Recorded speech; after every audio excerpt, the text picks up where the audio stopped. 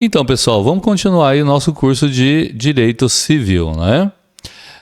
Dos bens reciprocamente considerados, né? O capítulo 2, o artigo 92, acompanhando aqui. Principal é o bem que existe sobre si, abstrata ou concretamente. Acessório, aquele cuja existência supõe a do principal. Então, olha lá, o artigo 92. Principal é o bem que existe sobre si, abstrata ou concretamente. E acessório, aquele cuja existência supõe a do principal. Então, pessoal, é interessante a gente guardar o que está escrito na lei seca, porque muitas vezes no concurso eles vão pedir aquilo que está escrito, sem que você sequer entenda o que aquilo queira dizer, tá? Mas eu acho interessante saber o que significa, fica mais fácil você se lembrar, né? Então vamos lá. O bem principal é aquele que existe por si só, de forma abstrata ou concreta, enquanto acessório é aquele cuja existência pressupõe a existência do bem principal. Por exemplo, um automóvel é o bem principal.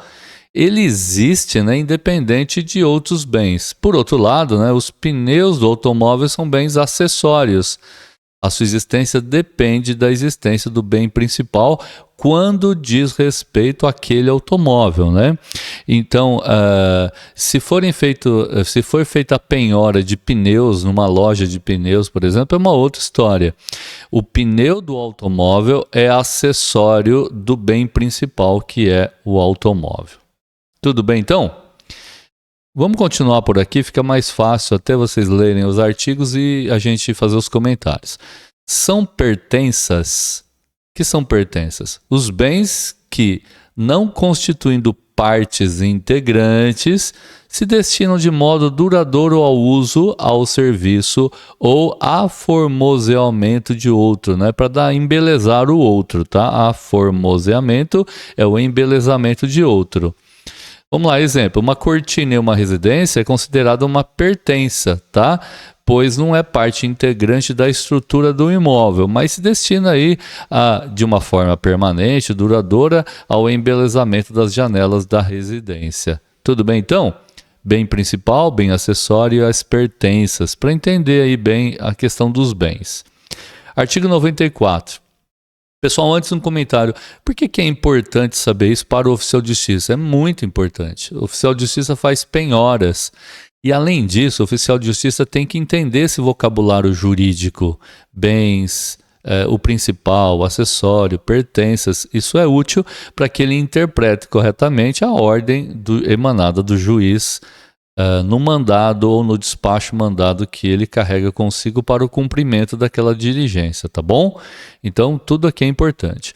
Artigo 94. Os negócios jurídicos que dizem respeito ao bem principal não abrangem as pertenças, salvo se o contrário resultar da lei, da manifestação de vontade ou de circunstâncias do acaso.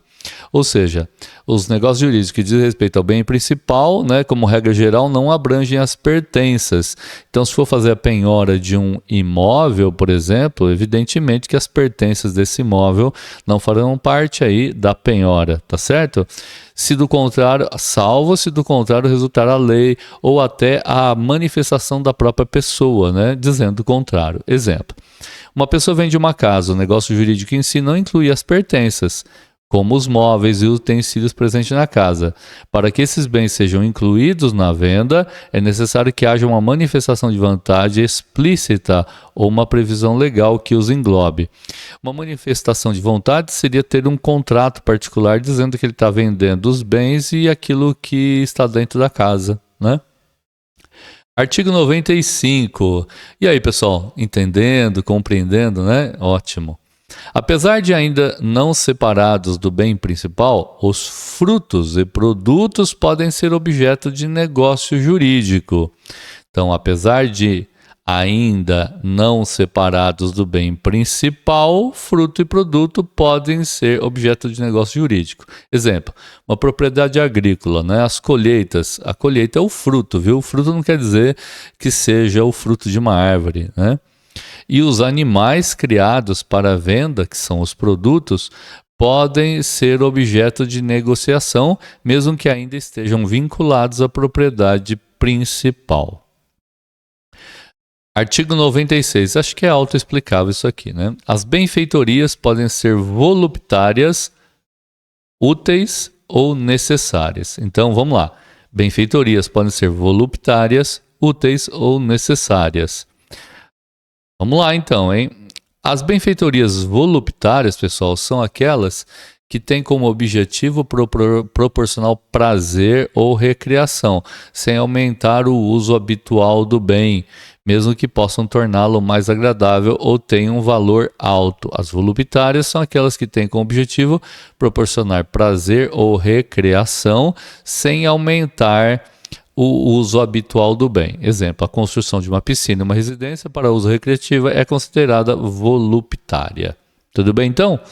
A volúpia, né?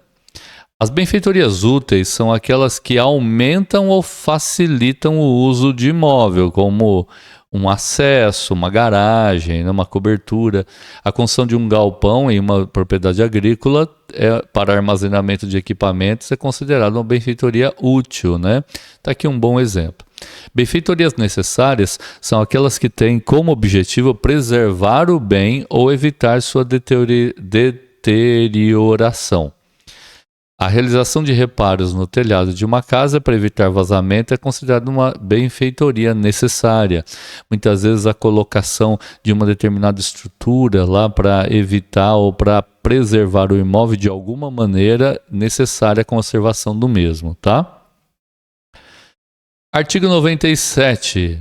Não se consideram benfeitorias os melhoramentos ou acréscimos sobrevindos ao bem sem a intervenção do proprietário, do possuidor ou detentor. Então, veja só, não é benfeitoria, melhoramento que são acrescentados ao patrimônio sem a intervenção do proprietário, do possuidor ou do detentor. Ou seja, se uma árvore cresce naturalmente em um terreno sem intervenção do proprietário, ela não é considerada uma benfeitoria, tá?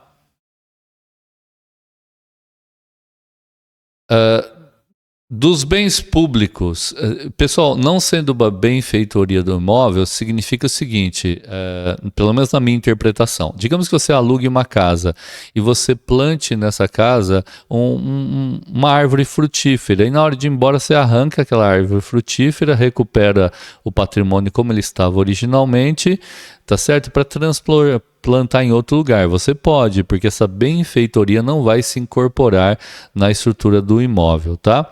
Agora, você faz uma reforma no banheiro da casa que você aluga, certo? E aí, você tem que deixar aquela benfeitoria, tá? Perfeito? Artigo 98. A não ser que você conseguisse voltar, né, o banheiro na situação em que ele estava, da forma como você o alugou. Artigo 98. São públicos. Tá vendo aqui? Isso é sobre os bens, né? São públicos os bens do domínio nacional pertencentes às pessoas jurídicas de direito público interno, né? Distrito Federal, Estado, os municípios, né? Todos os outros são particulares, seja qual for a pessoa a que pertencer. Então, o que são públicos? Os bens de domínio nacional pertencentes às pessoas jurídicas de direito público interno, pertencentes ao município, aos territórios, aos estados, Distrito Federal e à União. Ok, então? Ótimo. Continuando nossa aula aí, né, pessoal? Travou aqui o vídeo, né? Vamos lá. Artigo 99, que fala sobre os bens públicos, né? Que no inciso 1 diz que os de uso comum do povo são bens públicos, né? Tais como rios, mares, estradas, ruas e praças.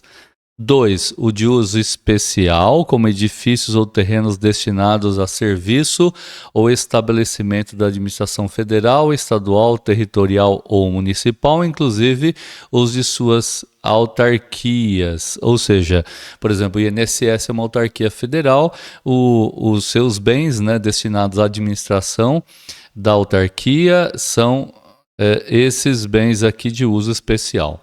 Os dominicais, que constituem o patrimônio das pessoas jurídicas de direito público, como objeto de direito pessoal ou real de cada uma dessas entidades. Pessoal, vamos entender melhor isso daqui? Olha só.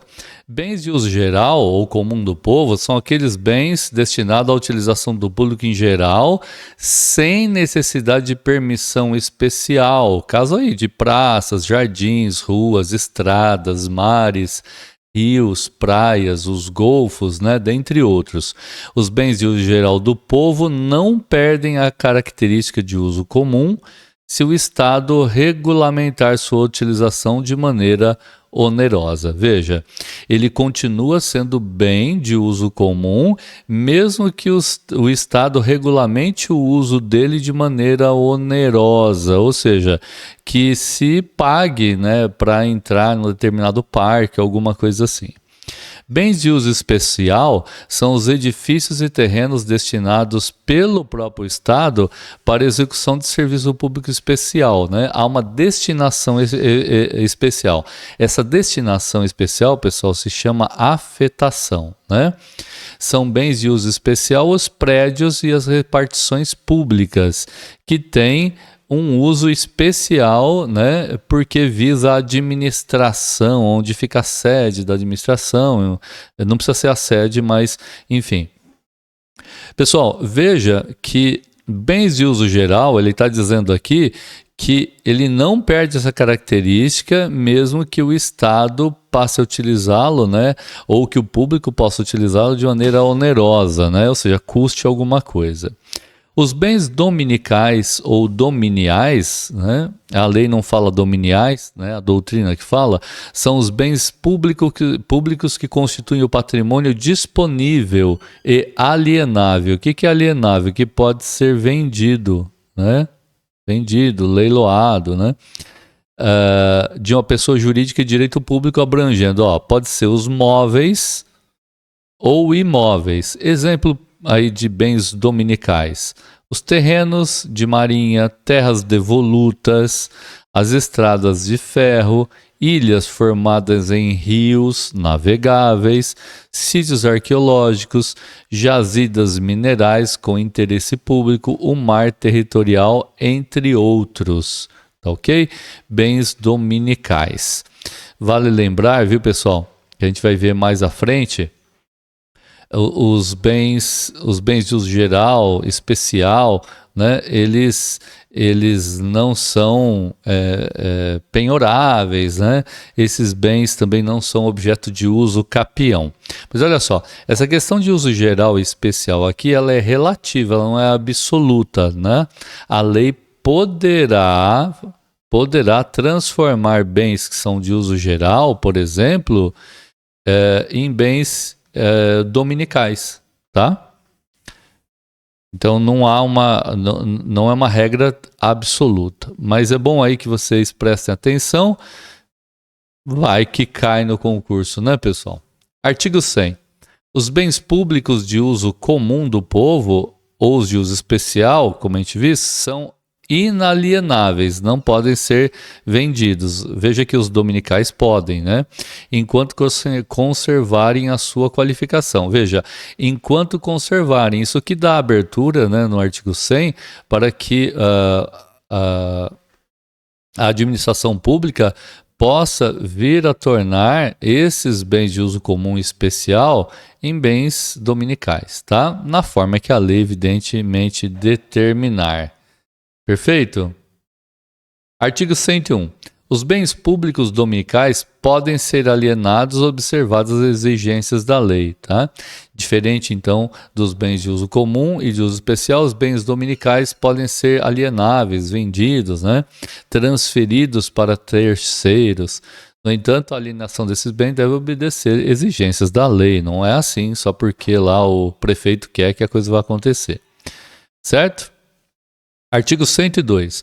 Os bens públicos não estão sujeitos a uso capião. Então, bem público não está sujeito a uso capião. Ok?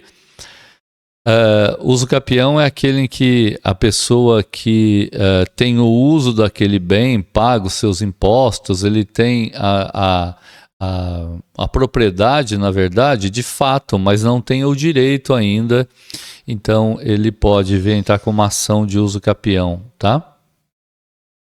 103. O uso comum dos bens públicos pode ser gratuito ou retribuído, conforme estabelecido legalmente pela entidade cuja administração pertencerem, né? Então, o uso comum dos bens públicos pode ser de forma gratuita ou mediante pagamento, esse é o retribuído, né?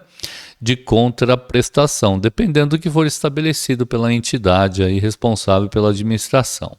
Exemplo, o acesso a uma praia de uso comum pode ser gratuito, permitindo que as pessoas se utilizem sem qualquer pagamento. Por outro lado, a utilização de uma área pública para a realização de eventos privados pode exigir o pagamento de uma taxa ou de aluguel. Certo, então? Foram esses aí os comentários sobre o artigo 92 ao 103, sobre os bens importantes, essas observações, conhecer isso, não é? Até mesmo para o exercício, principalmente para o exercício aí das funções do oficial de justiça. Fico por aqui, um abraço, até a próxima aula.